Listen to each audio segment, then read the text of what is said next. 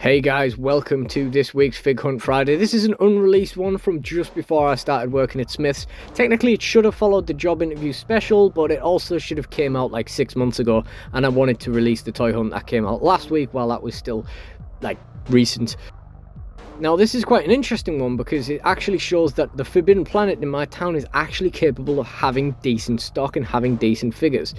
First of all, we can see an interesting selection over here. This is mostly like the reduced stuff, and that brings us over to here to where I saw AEW figures in here for the first time. Now this is pretty common in Forbidden Planet International nowadays, but at the time this was the first time I'd seen them in there, and it was pretty cool. This is where I got my Corazon de Ligon figure in the end, and I'm pretty sure that Ty Conti's still there now, down to 15.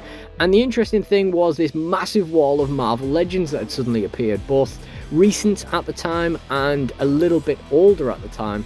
And I'm wondering if it was a case where, like, when I was a kid, this Forbidden Planet was notorious for just finding stuff out the back. Like, they would find like old Hero Click sets from ages ago and they'd say they'd just lost it out the back. I don't know how that happens regularly, but yeah, you know, I don't know. They got their own thing going on here. You visit the Forbidden Planet in my town and it's really hard to believe it's actually part of a franchise and not just like a store run by some guy who can't be asked actually doing any work. But yeah, we got some interesting DC Multiverse figures here as well. We got Peacemaker there at the front. You know, what's John Cena doing along with the DC figures? You know, what's he doing there? We got Cyborg there, just sort of laid on the top. That AEW belt on the floor. We got Etrigan there.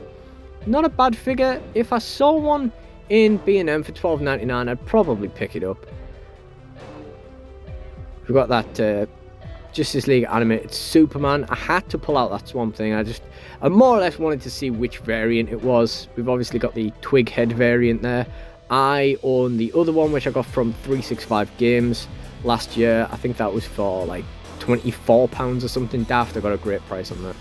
Just pop that AEW belt back there. Got that classic TV Catgirl figure just laid there, of course. Yeah, are you guys kind of picking up the vibe that this shop has? Like, how is this part of a franchise, you know? That Wonder Woman's kind of interesting. I keep seeing it in B&Ms, and I am tempted to pick it up for $12.99, but I'm not convinced that if I am going to commit to a Wonder Woman figure, that is the one that I particularly want. Same story with that Nightwing at the front there. We've got the Wonder Woman with the Helmet of Fate behind him. And then we'll start having a poke through the Marvel Legends. Now, as I say, this is not a very well organised shop. So, not only do these pegs not have the same figures behind them, but they aren't from the same wave or anything. Like, they are literally just, oh look, it's a Marvel Legends figure we need to sell. Put it on the peg, and people can just look through them. We've got these soft toys over here. We've got the Infinity Gauntlet Thanos there. You know, that guy, what's he called? The rock troll guy. I'm completely blanking on his name now, but yeah, they didn't seem to sell too well. Ah, look at Oshawott. Couple of pop figures now. I'm pretty sure I go back to the figures here. I was clearly expecting to just leave the shop soon after this, but I remember being like very highly energized. I love that Brady Bunch pop figure with the invisible boyfriend, and I also like that they now cost less than the price of one pop figure when they originally started as the price of two. It was kind of a joke that you only got one figure in it, you know. But yeah, I do think it's funny. It's not that funny. Maybe I moved because those people came over. Who knows? I'd look at the other wall. That's a cute little Wally bag there hanging up. I don't remember seeing that. Got the Star Wars figures here, the Black Series, the carded ones as well. We got Gene Simmons. Gene Simmons, motherfucker. Got Liu Kang, Ghostbusters.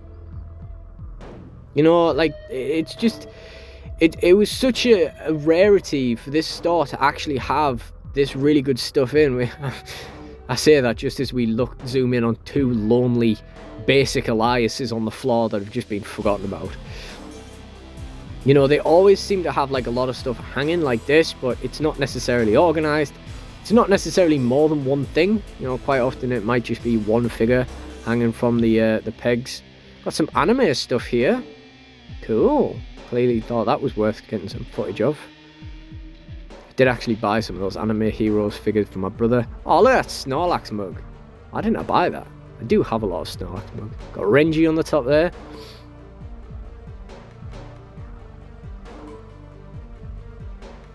Street Fighter. Oh, Jin Kazama, there we go. Now, I am dying for a proper series of Tekken figures that weren't made by Storm Collectibles. They just cost way too much. If I was rich, I would buy them, because I do care enough for that, but I am not rich, so I can't afford like £100+ a figure. And here, you see me, I'll be completely honest, more seasoned Marvel Legends fans might find this a little bit silly, but what I'm looking for here is if they had Mr. Fantastic. Because to build a figure Super Skrull wave is definitely something I would have been interested in, but I wasn't really bothered at the time. And the Mr. Fantastic, even by the time of filming this video, had become quite scarce, quite expensive. Obviously we had the Sue Storm and the Johnny Storm there. Even the Thing is quite expensive now. Alien figure just looks weird, doesn't it? Not as weird as that Predator figure. I was really taken aback about what the heck was going on with that. Got some more of the pop figures in Forbidden Planet here. These are the ones that aren't reduced. Those ones we saw earlier was like the reduced section. Stardust Dragon on the top there. Again, should have picked up the Yu-Gi-Oh ones as we went along. I'm not really sure about picking up Stardust Dragon and Five-Headed Dragon and all that kind of stuff, but they are pretty cool. You could just see the massive wall of pop figures along here. Then this used to be my favourite part, because this used to be where the HeroClix etc. were. Not really a whole lot of anything of interest for me there now. Just the pop figures on the other wall. Yeah, this used to be my favourite store, and it just kind of died a death. But then again, HeroClix kind of died a death for me altogether. Oh, look at that. Lilo with Pudge. I pulled that out because I really liked the Lilo minifigure ones when they were originally announced, but I didn't really pick them up. A New World Order, got Brother Love. There's Rocky Balboa a second ago. They have a pretty good selection in here, and I think it's mainly because they just sort of get forgotten about, so some of them just end up being gems because they've just been in there for so long. They don't do trade-ins or anything. And here you can see them missing the Hellblazer volume that I'm up to. Not that I've actually read all the ones I have. And then we're on to my B&M, which is closed down now. And then into Be More Geek, which very rarely has anything of interest. I think they still have that £18 Stephanie McMahon figure, which I think is really quite funny. As you've just seen there, there's always staff milling about, and as well as being awkward, it's you're kind of just in the way a lot of the time. And the store's actually even worse. This store you're seeing here has shut down now, and they've moved to like a shoebox, which is literally just filled with pop figures. They have some very interesting pop figures, but it's like once you get in, you can't get back out because there's just people everywhere. It's like the opposite of B&M. You know, you get in fine, but then you can't get out.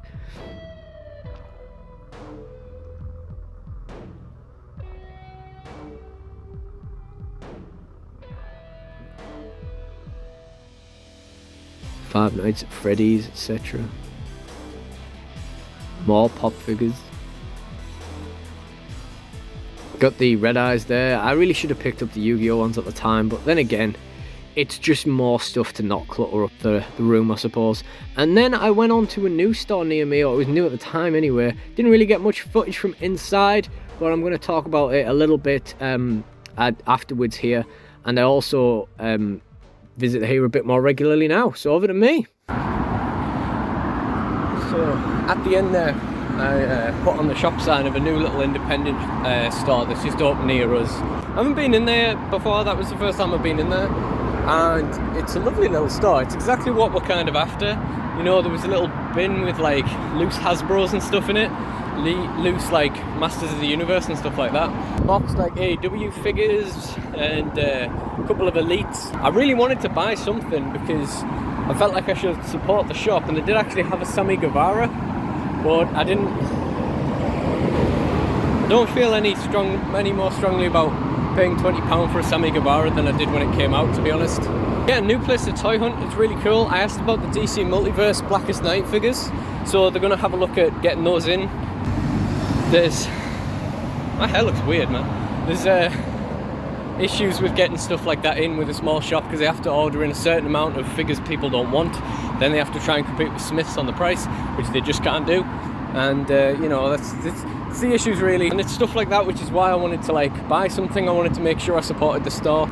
And I got a little clip of that Mossman and the Charlotte Flair on the way in, but it was such a small shop. I thought, like, well, it's one guy, he's probably pretty casual, probably won't mind if I record in there, but I just don't think I'm quite there in my toy hunting career yet to just say to the guy, do you mind if I film this? However, if we get the DC Multiverse stuff in, me and the boys will come back and you know, do one together and see how that is, and just ask him. But I didn't feel comfortable in this case. In the future I will, but yeah. Alright.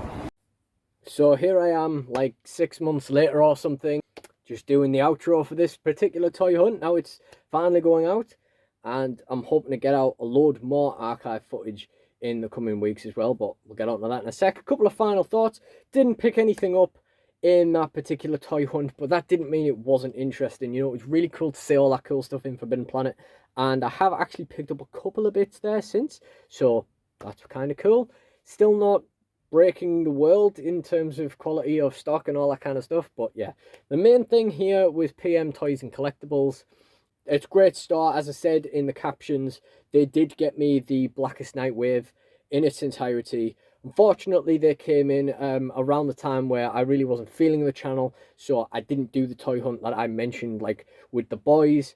Me and Anth were busy with work anyway. I really wasn't feeling it, so I just went in one day and picked them up and bought them, and then went to the entertainer and bought 2 Turbo Men, spent £170 on figures. It's the most expensive toy hunt day I've ever had, and I got no footage of it, but it wasn't exactly exciting. It was me walking into a shop and buying a bunch of stuff, and walking into another shop and buying some more stuff. But yeah, P&M Toys and Collectibles, they're excellent. They don't do a lot of online sales yet. That is something they are looking into. But if you are a UK-based Masters of the Universe collector, which I know some of you guys are, then it is worth looking them up, because they have had success in the past with that, with stuff that other people haven't been able to get in. They did a post on Facebook once saying that they'd gotten like a wave in, and then they just had like loads of orders from it. So that's really cool. So if you are a Masters of the Universe guy, go and check them out. They follow me on Instagram, P&M Toys and Collectibles. A couple of guys running it. It's always nice to have a chat. I've been in there a few times since. I still haven't actually bought anything apart from the Blackest Night figures, but I mean, as far as I see it, that covers you for 4 visits at least, surely. And yeah, I did kind of come to regret not buying that Sammy Guevara in the end. I kind of wished I'd had footage of it, because it was kind of fun looking through it, because it was like you had one AEW figure and you moved it, and there was a different AEW figure behind it, and then I just kind of had a look behind the AEW ring, and there was like 2 more figures behind there, and I just thought this would have been like interesting visuals to put in a toy hunt, but it doesn't really matter. I've told you the story now. The guys who run the shop, they used to always come in smyths, and they'd only come in whenever I was on the door, and even to an extent of coming in on days where I wasn't on the door for my shift, but I was covering it for like an hour, or while someone went to the toilet or something, and I was like, why do you guys always come in when I'm on the door? Yeah, anyway, probably enough boring stories for this week. If you enjoyed this video, please do check out the rest of the toy hunts in the end screen, and like, comment and subscribe. Thank you guys for watching, and goodbye.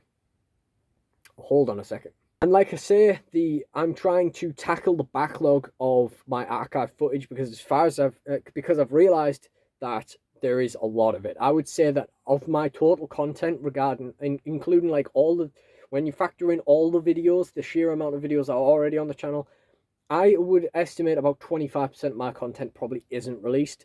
And a fair bit of that is toy hunts that are going to come out in the coming weeks. And I'm also going to do 1 archive video a week as well, in addition to the currently weekly mail opening and the currently weekly toy hunt / anything else. Toy hunts are basically going to fill in Fridays when I don't have anything else planned. We might go back to doing it like every other week, like they originally were, but we'll see what happens. Anyway, yeah, thank you guys for watching. Goodbye.